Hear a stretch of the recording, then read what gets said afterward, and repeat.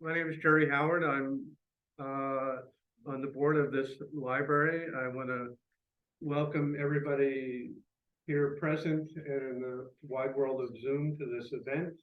And it's such a pleasure to be able to talk to Dale Jenkins about his really, truly impressive book, Diplomats and Admirals, a very deep and fascinating dive into the conflict in the Pacific between the United States and Japan, and how that happened, and how it might have been otherwise. So what we'll do is Dale and I will converse, mostly him, I hope, for 45 or 50 minutes, which will leave time for questions from the audience and from people watching online, and I'm sure there will be questions. There are books for sale, and Dale will be happy to sign them for you. So let me just begin personally for a second. When I went to college in the late 60s, at Cornell, I took a truly mind-altering course, but from a very great historian of American foreign relations, Walter Lefebvre. It was a big lecture course, 2 semesters, and what I just remember time and time again, the experience of scales falling from my eyes as I began to learn more about the United States and the wider world. And one of the things that I especially remember was his lecture, where he took apart and explained for us the complex series of events that led to the attack on Pearl Harbor and the just absolutely brutal 4-year war that followed.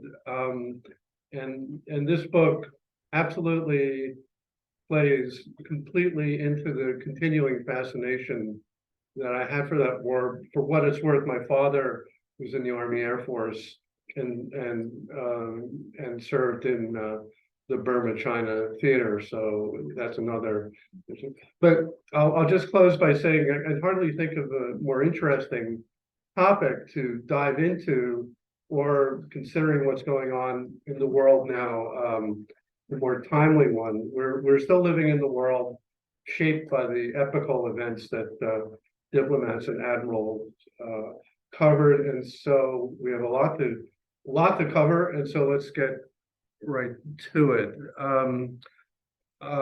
So Dale, you served in the U.S. Navy. I did. As an officer on a destroyer in the Pacific, and I just found out off Cuba during the Cuban Missile Crisis, you came to be a naval officer, the ROTC at Harvard, and I think I'll certainly assume that your experience in the Navy was part of at the root of your undertaking this book. But as I know from personal experience, you don't start writing a book later in one's life without really good reason. So I'd like to begin by just asking you how and why you undertook to write this book. Right. Does this work? Okay. Sounds good. Well, first of all, I'd like to thank everybody for coming today. So many people I've known for so long are here, and I'm really grateful that you're all here. It's just very complimentary that you come. How did I start writing this book? Well, one easy answer is that when I looked around business meetings and I find I'm the oldest person there by at least 10 years, it's time to do something else. And so, but I had been thinking about this for a long time. And it just seemed that there were a lot of unanswered questions about how we got into this war. It need not have been that way. And when I found out that there had been lots of documents that were declassified after 75 years, the whole thing started taking shape. I went around to libraries the archives outside Washington, the Davy Postgraduate Library in Monterey, California, Harvard's Houghton Library, which in 4 years I'd never been in. It's the library for rare manuscripts, but it had Ambassador Gru's original papers, which I was actually able to handle, provided you wear gloves.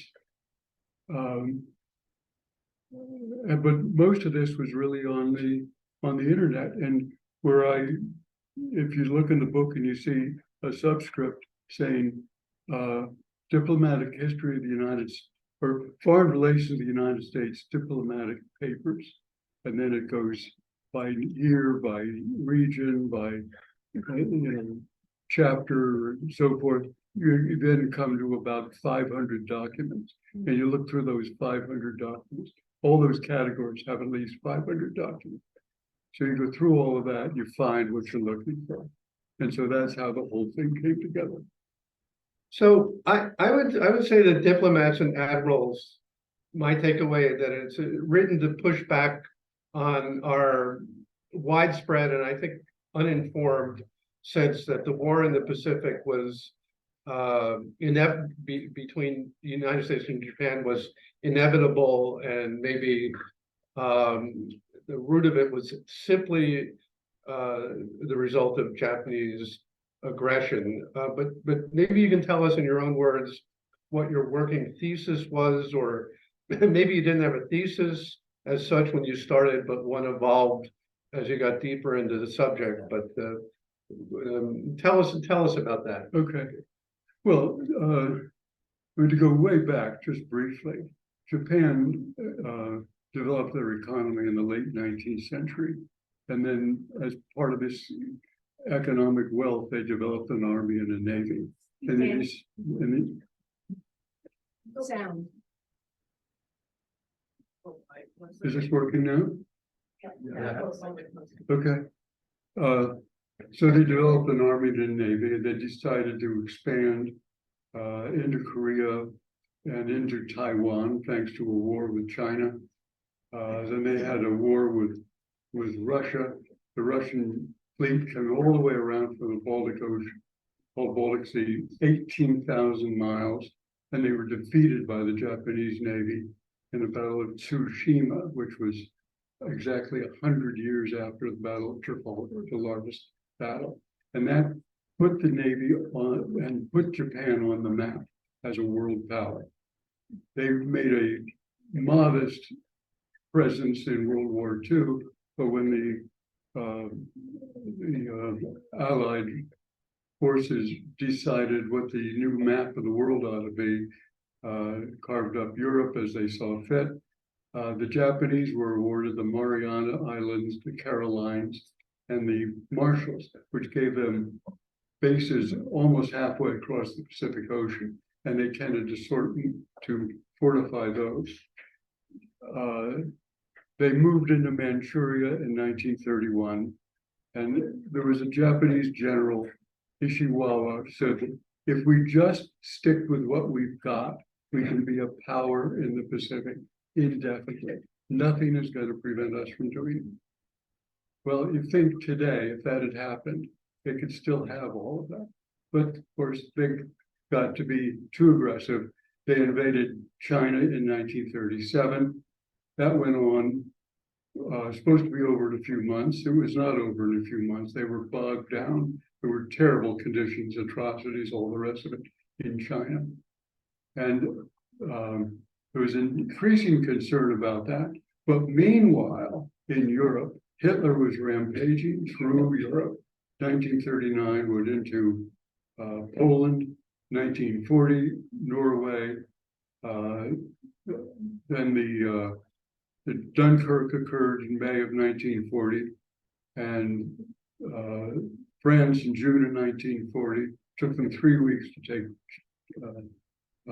France, and then the Battle of Britain occurred in right through the summer of 1940. We all know about Churchill's great wartime speeches, and Meanwhile, Japan had a very aggressive foreign minister. His name was Matsuka, and he decided he wanted an alliance with Germany. So, contrary to a lot of the better advice that he was getting, such as the Japanese ambassador in Berlin and the Navy, primarily Admiral Yamamoto, were opposed to this, what became the Tripartite Pact, which was signed in September of 1940.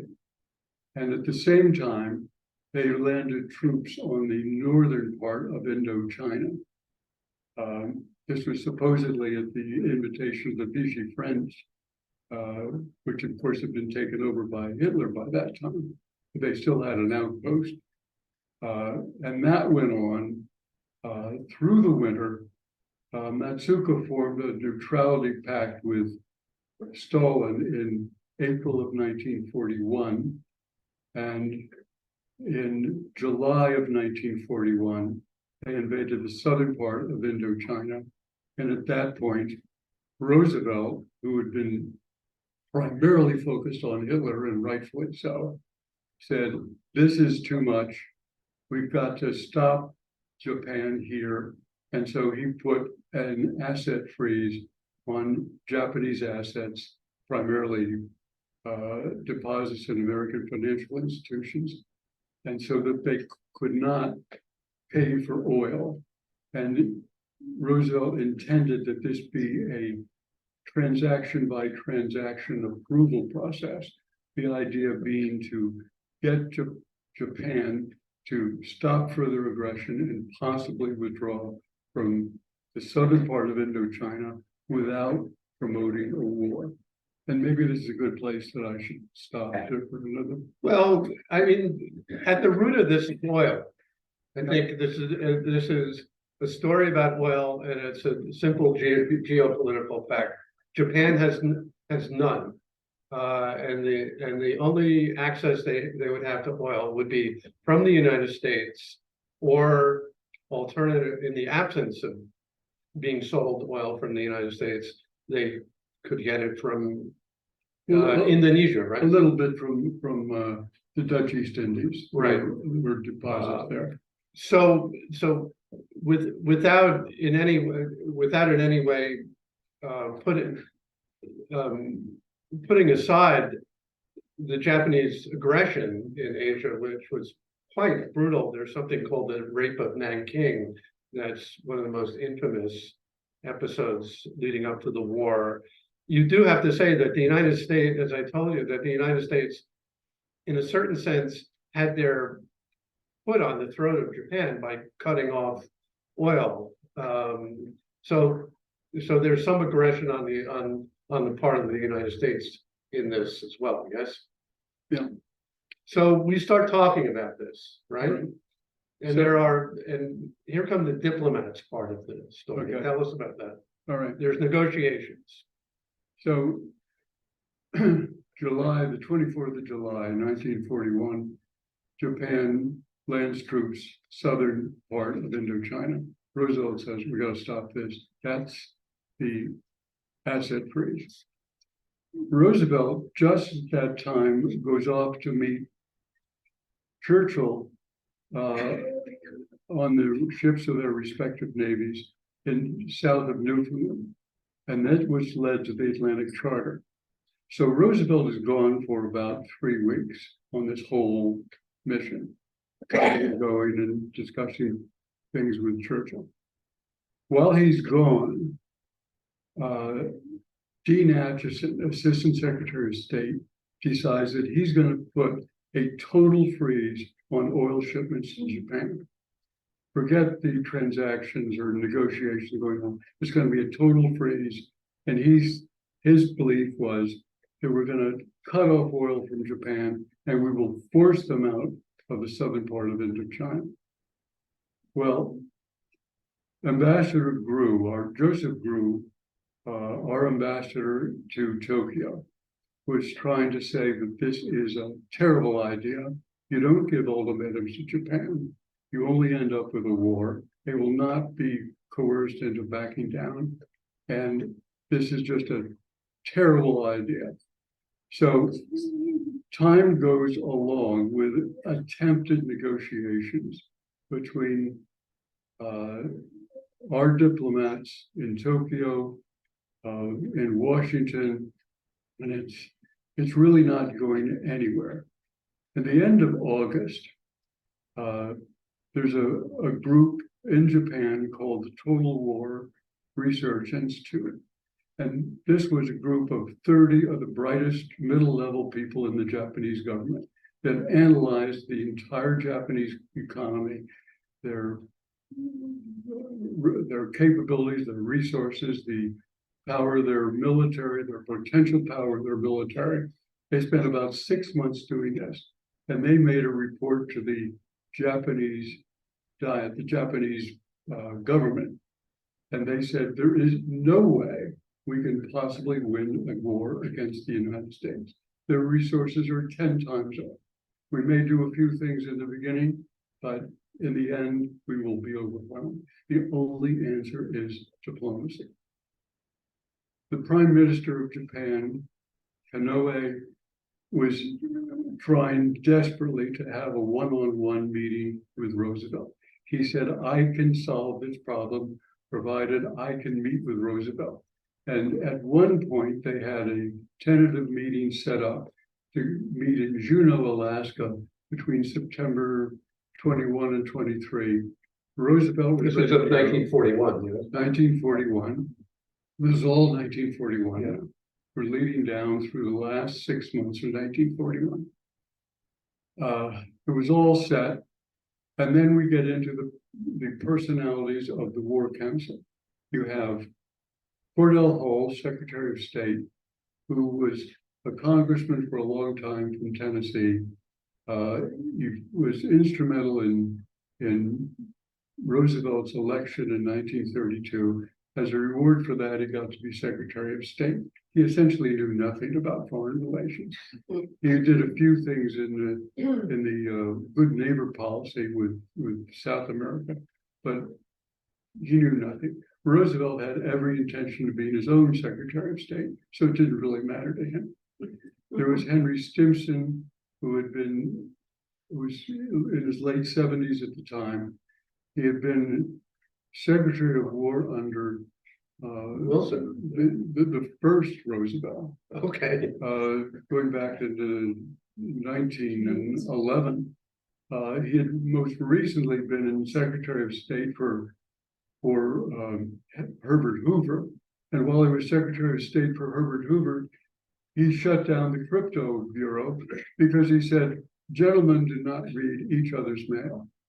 This is a little sophistication, modernity. And then there was Frank Knox, Secretary of the Navy, who had been part of the Rough Riders, rode with Theodore Roosevelt up San Juan Hill, and he loved the idea of a war. He'd been in World War II. There was not a war that he didn't love. So this was the pro-war element. And even Henry Stimson, who was a little bit more sophisticated, you might say, than Frank Knox, saw the threat of Hitler as something that had to be met. And he had the view that we really ought to be in this war one way or another. Sooner or later, we've got to counter Hitler. And whatever it takes, that's what we need to do.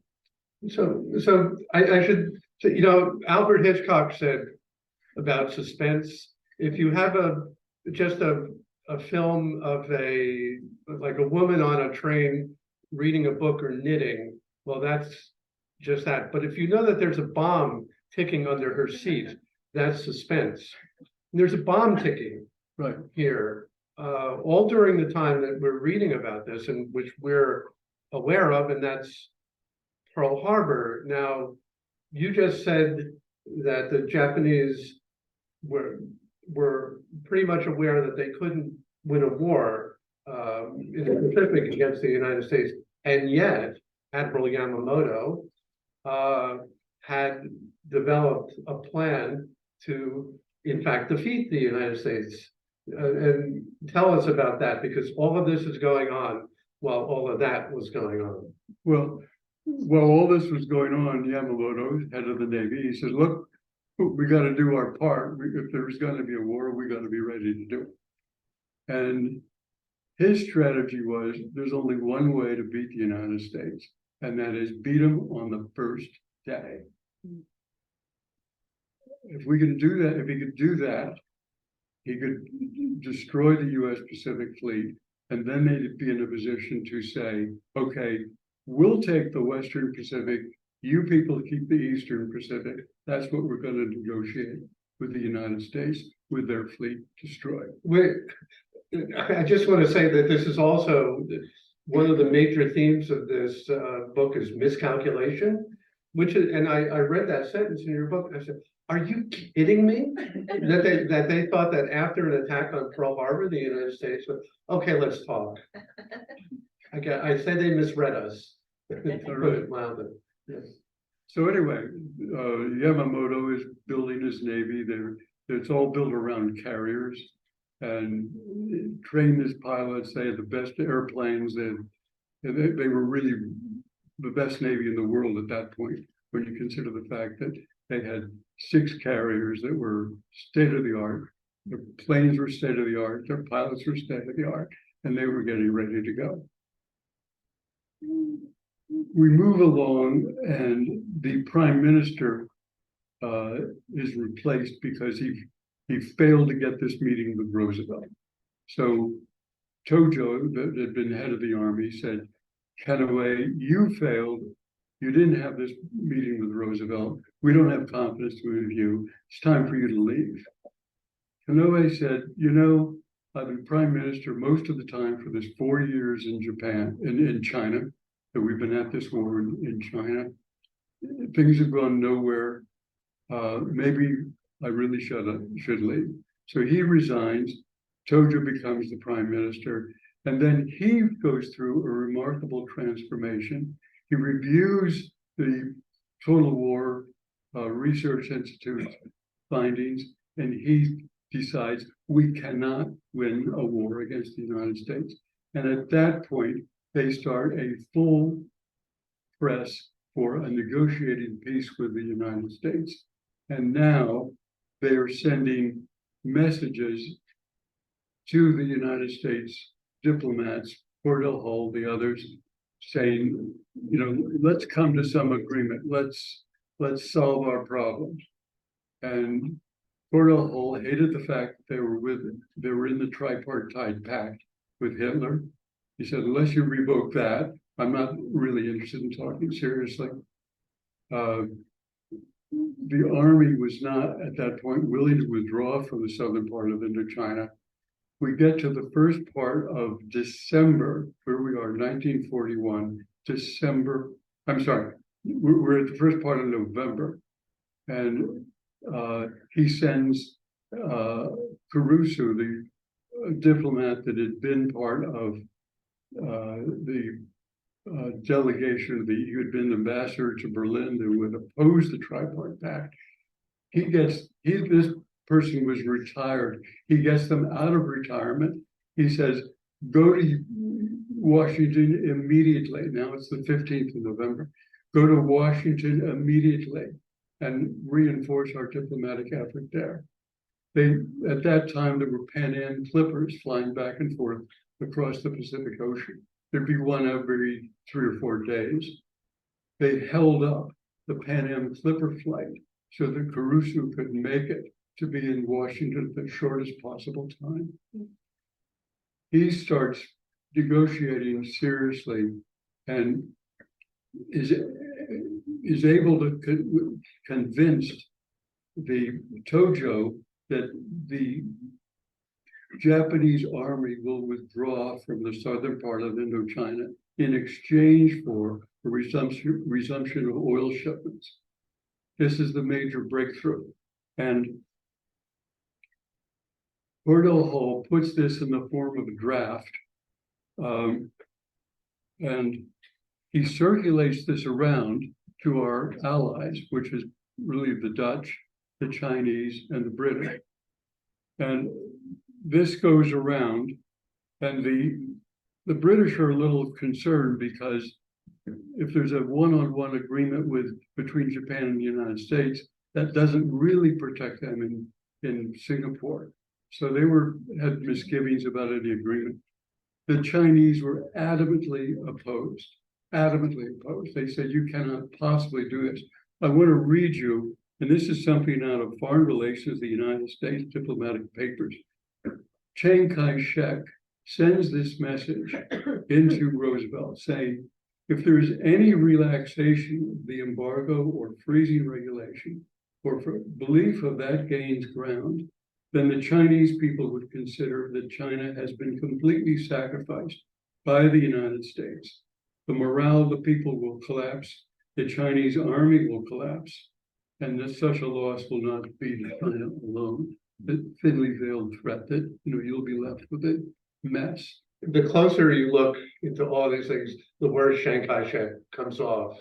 Worse, I mean, a terrible guy for an ally. Yes. Well, the thing that Cordell Hill didn't realize is that these people our so-called allies had different interests than we had. Britain wanted us in the war. They've been trying to get us in the war for 2 years, ever since 1939. Can hardly blame them for that. Chiang Kai-shek wanted us, he'd have been happy with our troops in China fighting Japan. They were really looking for themselves. And there had been a previous agreement that had been drafted, which was a long-term plan for the Far East, stretching out 2, 3, 5 years. That was called the Japanese Co-Prosperity Sphere, right? That became the Cordell Hull note No, okay. of November 26th.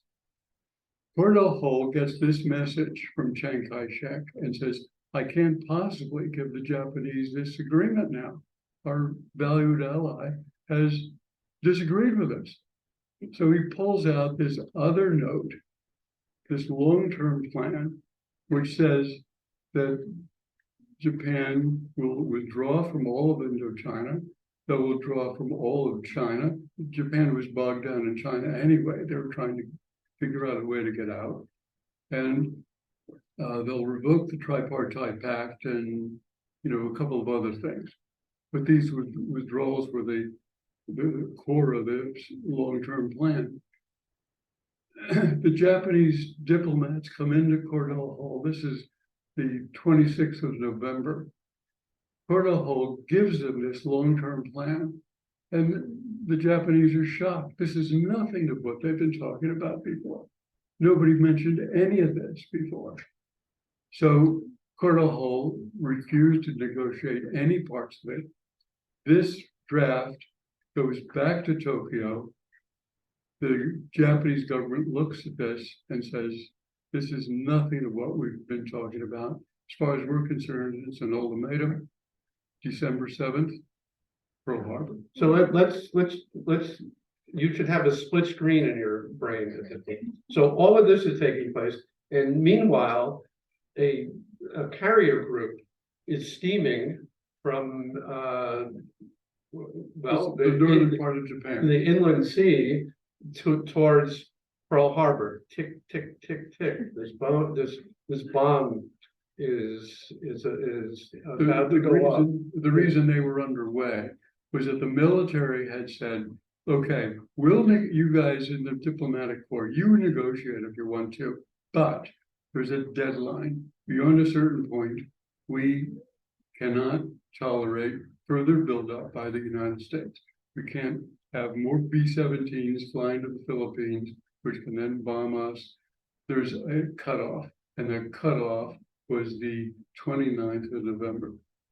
So that on the 26th of November, the carrier fleet starts east with the proviso that if there's an agreement with the United States, they will return. So They were halfway across the northern Pacific Ocean by the time all this was happening. So another really astonishing thing that's going on, and I think it only came out after the war, was that the United States had broken the Japanese code. It's called magic, and there are some instances in your book of the Americans having decoded Japanese diplomatic traffic and circulated it before the Japanese diplomats got it, right? That's So, right. That's right. All through November, they knew exactly what the Japanese diplomats were saying. They should have known that they were desperately trying to have an agreement. So routing really matters, you know, in some strange way that a memo on somebody's desk at a particular point could have made a big difference. So we come to that fateful day, December 7th, and there's just a huge rabbit hole that we can't dive into, where many people feel that FDR knew or should have known, or just made sure that he didn't know that this was about to happen. We'd be here for days. But why was the American fleet in Pearl Harbor sitting there, like, well, sitting ships? Yeah, why?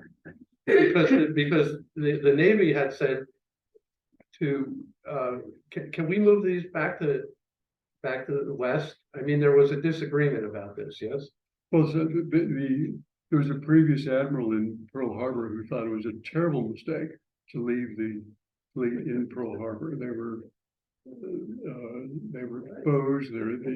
At the time, the logistic support wasn't there, but nevertheless, he lost his job because he was so adamant about that whole thing.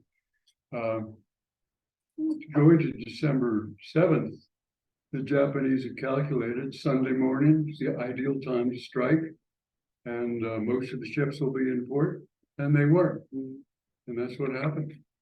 How they were able to move across 3,700 miles of North Pacific Ocean, having to do underway refueling, which I can tell you is, even in good weather, it can be somewhat dicey. And even in bad weather, you can expect in the North Pacific, cold, stormy. They managed to do that. And they got all the way to Pearl Harbor Sunday morning, December 7th. So, I mean, this book is studded with what ifs and mistakes. So I believe you say that they had the wrong commander, that the Japanese admiral, who was better able to figure out all the imponderables and the calculations that you have to make in carrier warfare, was back in the Indian Ocean or thereabouts, and the commander of the Japanese fleet in the Pacific was not so conversant with carrier warfare, correct? Hmm. So I'll read an excerpt. Yeah, if that's okay. Yeah. This is at the end of the Pearl Harbor attack. In the inland sea of Japan, Admiral Yamamoto was in the operating rooms aboard Nagato, his battleship. The Akagi, that's the carrier, powerful low-frequency radio equipment, had transmitted the reports of the first strike back to Yamamoto almost simultaneously with the reports Nagumo was reading. It was clear that the first strike had accomplished all its goals. In one fell swoop, the battle line of the U.S. Pacific Fleet had been destroyed. It was not a partial result, it was a complete success. Yamamoto sensed a feeling of culmination about the huge success of the first strike.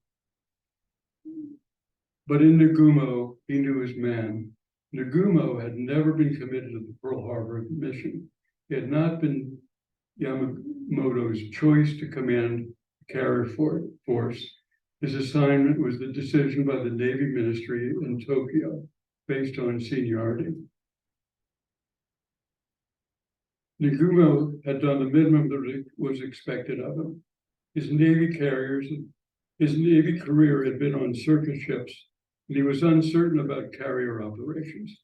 He was relieved that all 6 carriers were still intact. He was safe and had no taste for further action. After a final pause and reflection, Nagumo gave the order to withdraw. The young officers on the Akagi Bridge looked at each other in disbelief. They would quote an old Japanese aphorism: "He was like a small dog that takes one bite and runs." But there was no debate. The order went out to the 5 other carriers. The planes on the flight decks of all 6 carriers were lowered to the hangar decks, and the carrier fleet turned to a northwest course away from Pearl Harbor and back to Japan.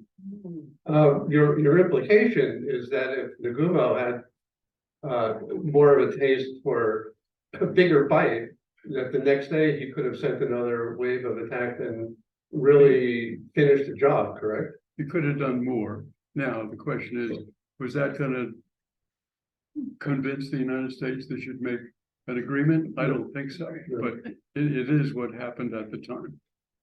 So your book concludes with the description of 3 battles subsequent to Pearl Harbor. One is the Japanese attack Wake Island, where there's an American base there, and although the Americans fought pretty valiantly and effectively for a while, that was taken. But then there are the battles of Coral Sea some months later, and the really important Battle of Midway, which is probably one of the real hinges of history. Tell us, what did the United States have in terms of military naval assets after Pearl Harbor that allowed them to fight effectively from there? Well, Us. our carriers had been spared at Pearl Harbor because they just weren't there. That was the good news. Why? Well, they were at sea. They Okay. just happened to be at sea. They were delivering airplanes to Midway and Wake Island. And then we could have evacuated people from Wake Island had we moved faster, but we didn't. And over 1,000 civilian workers that had been building facilities there were captured and taken back to Japan and had terrible captivity for 4 years till they were finally rescued. Coral Sea went on. It was kind of a break even in a way, but the Japanese lost the services of 2 of their carriers. Coral Sea, I looked on the map, is between, I think, between New Guinea and Australia. It's way to the east of the Pacific. Yeah. The Japanese came with 4 carriers, and they had an amphibious force. They were going to invade the island of Midway. We had their code broken. We knew they were coming. So here you had their 4 carriers were their amphibious force. We had 3 carriers, and we had planes on Midway. And because we had the code broken, we knew they were coming. And Admiral Nimitz, the Pacific Fleet commander, reinforced Midway with a whole Marine battalion with anti-aircraft guns and so forth, so that there was real opposition on Midway itself. Midway is close enough to have attacked Pearl Harbor to it was in the range. So Midway's the end of it's Midway, it's the end of the Hawaiian chain. Now, so this is a battle. If anybody watches football, you can imagine Patrick Mahomes, 1 minute to play. He's 5 points behind. He's 15 yards behind the line of scrimmage. 2 linebackers are chasing him, and he throws a Hail Mary into the end zone. This is how we won at Midway. It was one of the great naval battles in the history of the United States, but it was a come from behind battle. There we are, our carriers and our forces on Midway. The Japanese are coming in. The Japanese send half their planes in to soften up the defenses on Midway. So half their planes are gone. The plan was for our planes, and Nimitz's plan was for our planes on Midway combined with the carrier planes to make a concentration of force over the Japanese carriers while half their planes were away. Now, what happened? It turns out that our carriers were, at the appointed time, were out of position. They were too far away because they were picking up their scouts. And when the order came to attack, they were out of their operating range. So they couldn't attack. They had to steam for at least 25 miles to get in within range. A carrier moving at 25 knots is going to take an hour to move that distance. So they were delayed by an hour. Our planes from Midway went in by themselves, and they were opposed by the Japanese Zeros, and just about all of them were shot down. Meanwhile, the message came in from the Japanese planes over Midway that we're running into more opposition than we expected, so another attack on Midway is required. So putting these two things together, the Japanese admiral says, these planes have come from Midway. Our guys over Midway are saying there ought to be another strike, so we better do that. And so he ordered a change from torpedoes, which would oppose any American ships if they came on the scene, to bombs, so that they were ready to bomb Midway. So he orders this change in munitions. And here's two fleets. The Japanese are changing their munitions. The Americans are out of range, trying to get within range. It's going to take time for both of them to try to find the other force and get ready to attack. Meanwhile, the Japanese planes coming back from Midway have to land. They proceed to land, and during that time, the Japanese scout finds the American fleet. So the Japanese admiral says, okay, we're going to rearm, we're going to refuel, get all the planes ready to go, and we'll attack the American fleet. But that takes time. That takes about 2 hours after these planes from Midway came back. So that's their situation. The American fleet, Fletcher, the one that admiral in overall command, he detaches Spruance with two carriers, Hornet and Enterprise. They're steaming on a course which they expect will intercept the Japanese, but the Japanese have changed course. So they get to that point, and there's no Japanese fleet. They're looking around, they're low on fuel, and the Midway Air Group commander turns one way. The Enterprise Air Group commander thinks, and he says, I'll bet the Japanese have been delayed by these attacks that have been on them, and maybe by this time they've found us, so I'll go back the course that they were on, and maybe I'll find them. He takes his 2 squadrons, 31 dive bombers, back on that course. They fly for about 20 minutes. They don't find anything. So he says, okay, they're probably to the northeast. He turns his whole air group to the northeast, and he finds a Japanese destroyer steaming in a certain direction.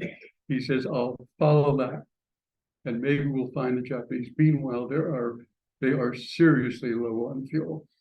They would have been justified going back to the Enterprise. He said, they were out here somewhere. I got to find them. They go a little bit further, and they go over a cloud cover, and there is the Japanese carrier fleet right beneath them. So they proceed to go to execute a dive bombing attack. Each squadron takes a Japanese carrier, and those 2 carriers are destroyed.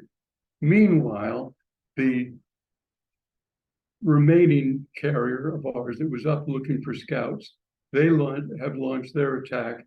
They attack the Yorktown. They attack a 3rd Japanese carrier. There's a ferocious air battle, which you'll read about in here, between the Japanese Zeros and the Wildcat fighters that were the American carrier fighters. The Japanese Zeros shoot down the torpedo planes, but the dive bombers come in from 20,000 feet, and they destroy a 3rd Japanese carrier. But there's a 4th Japanese carrier. The 4th Japanese carrier launches its attack on the Yorktown. And if we have time, I'll read about about a couple of minutes here. Okay, before we get the questions.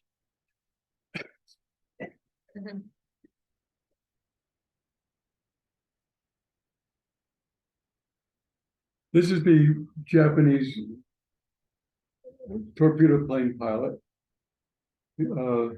Calculating the lead angle from the speed of Yorktown, he headed in on a course for his torpedo to hit the starboard side of Yorktown.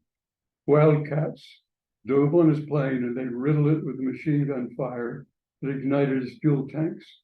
With his plane completely on fire, including the wings, he was losing altitude, but somehow kept the plane horizontal.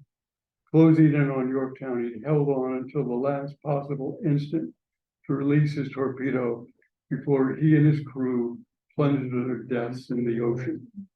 It missed. Tominaga's sacrifice was not wasted, however, as the wildcats that were drawn to repel his plane opened another opportunity. On the port side, 4 torpedo planes were pouring in for the kill.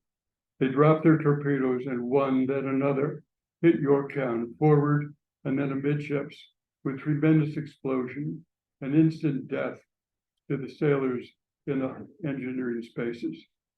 Yorktown took a heavy list to port. In adjoining spaces to the engine rooms, damaged bulkheads collapsed and more ocean water cascaded in. Electric power was lost, and there was no alternative for the sailors in the inky blackness of those flooded spaces, but to drown. Others further from the impact area, wounded, choking, gasping for fresh air. The ship went to dead of the water. And then we can read about how Yorktown went to abandon ship. So I want to get the questions now, but I mean, I just want to point out that well, we needed that.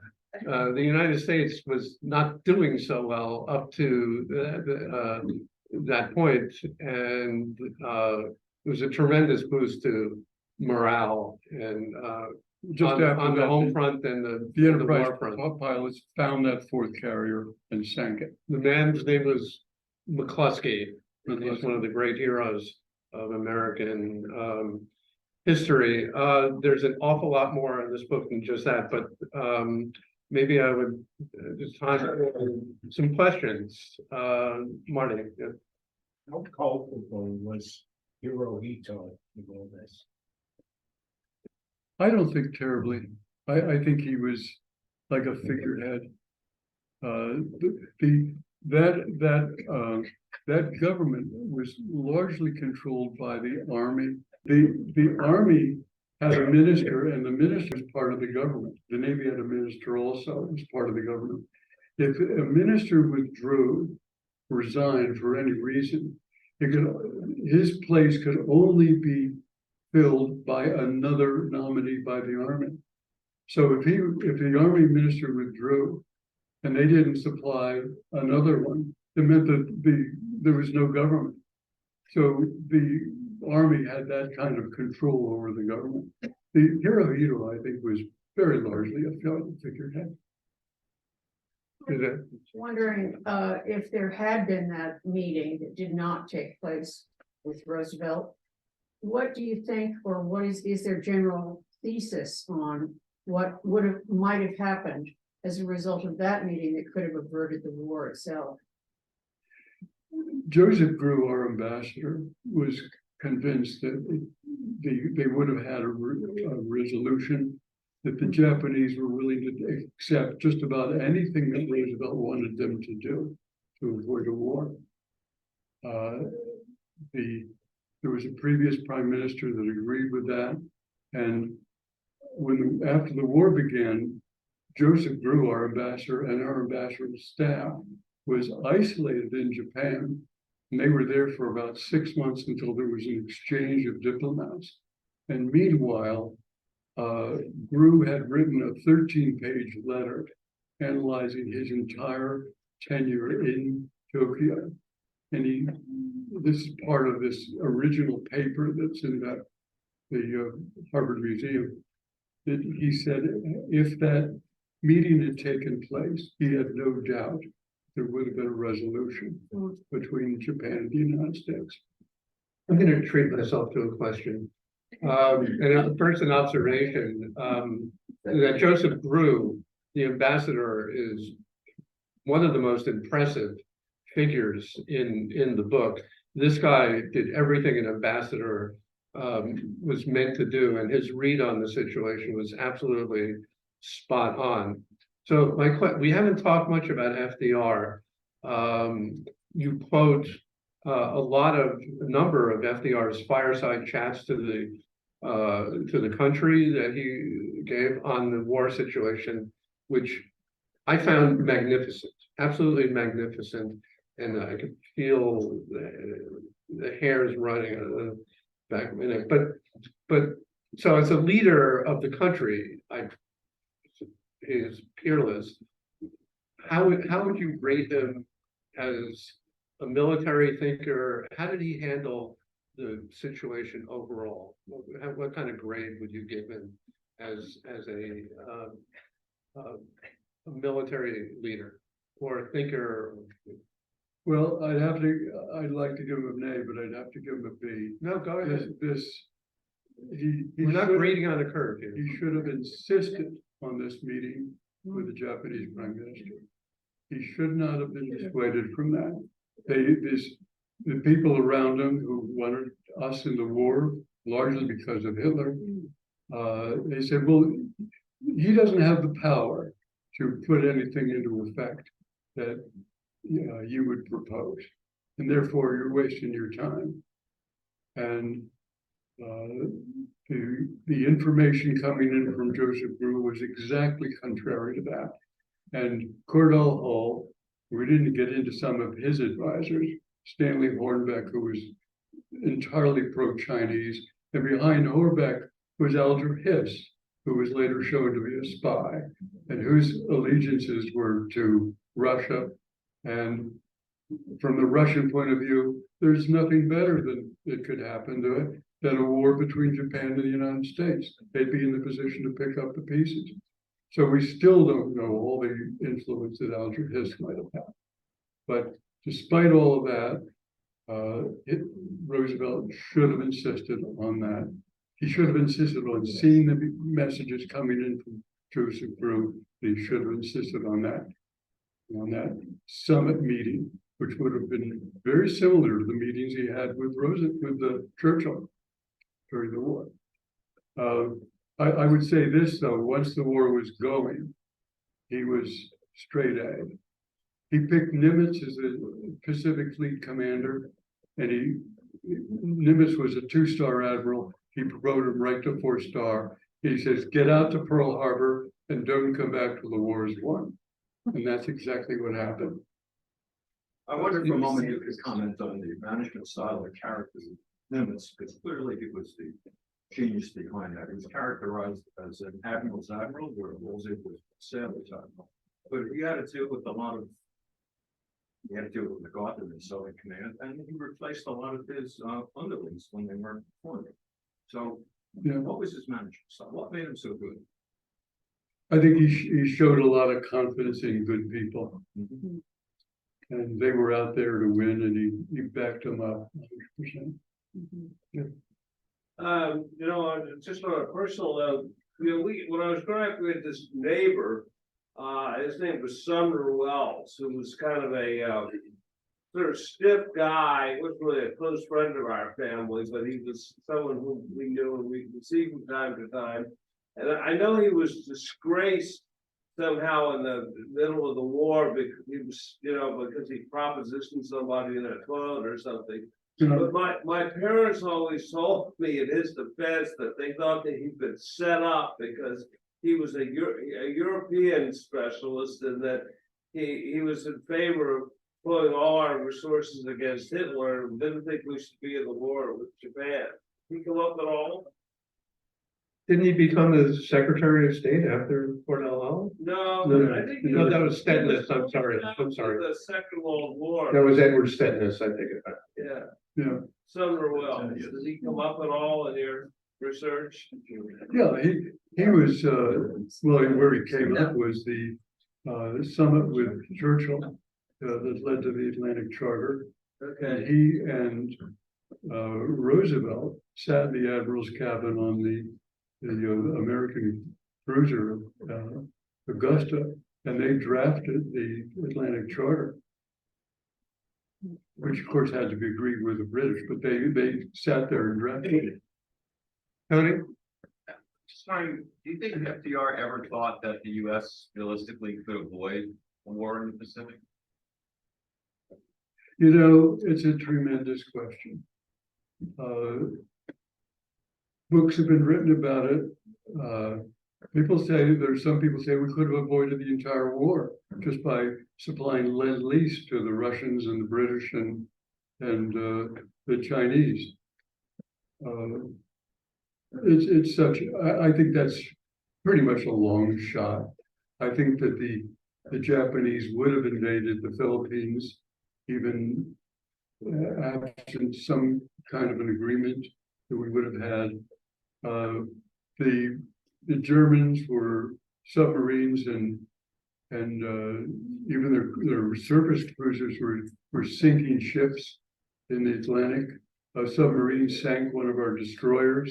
In here it's a fireside chat about that.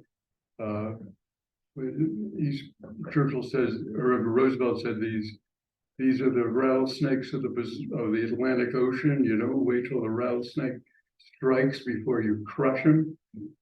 And that's when he declared that we're going to not only defend our ships, we're going to look for German ships in the Atlantic, and if we find them, we'll sink them. So all of this was leading up to a war in the Atlantic. I think it's difficult to imagine we could have stayed out of it all. Yeah. But who knows? Yeah. Yeah, I remember December 7th fairly clearly. And I remember asking my parents why the Japanese attacked.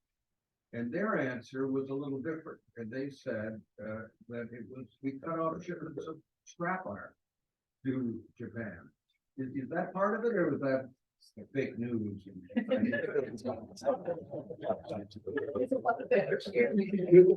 I couldn't quite hear the Scrap iron. With scrap. Scrap iron. From us. Yeah, we cut off scrap iron too. Well, oil was the major thing, but there were several stages at which we cut off exports to Japan. One of them being scrap, one of them was heavy machinery. We went up through a stage of not supplying high octane fuel for airplanes, and then finally there was the total cut off of oil. The oil was the major thing. So we basically starved their industry. That's right. Starved their war effort. That's right. Wherever it Well, was. they had no oil other than if we could cut that off, everything would Or stop. iron. They have not much Yeah. iron ore in Japan, so they needed that scrap.